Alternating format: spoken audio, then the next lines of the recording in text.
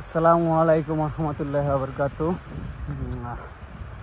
আমি Mahfuz Alam, Russia Moscow থেকে। কে কোথার থেকে দেখছেন বলবেন।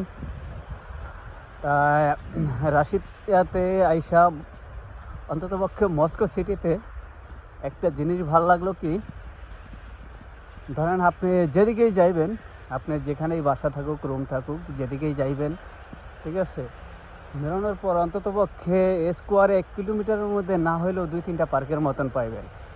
ঠিক আছে, 2-3টা পার্ক পাইবেন, পার্কের মতন থাকেই। আর দ্বিতীয় কথা যেটা, আর দুইটা জিনিসের আবার অভাব ফিল করবেন।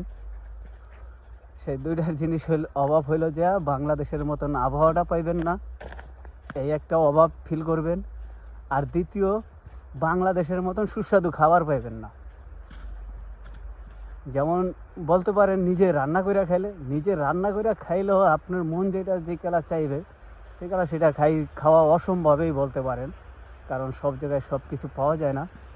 ঠিক আছে, অনেক কিছুই পাওয়া যায় না আমগো বাংলাদেশের, যেমন ইটালি স্পেনে সব কিছু পাওয়া যায়। আমি আজ পর্যন্ত আমরা লাউ বা কদু যেটাই বলি, যার আঞ্চলিক ভাষা একটা, ওই লাউ কদু কিছুই পাইনি, অভ্যন্তরই পাইনি। ঠিক আছে, তারপর শাক বলতে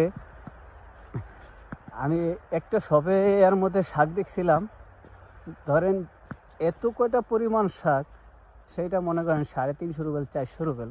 মানে ওইটা যদি কেজিতে কনভার্ট করতে যাই, আমার আইডিয়ায় মনে হয় 5000-7000 রুবেল হবে।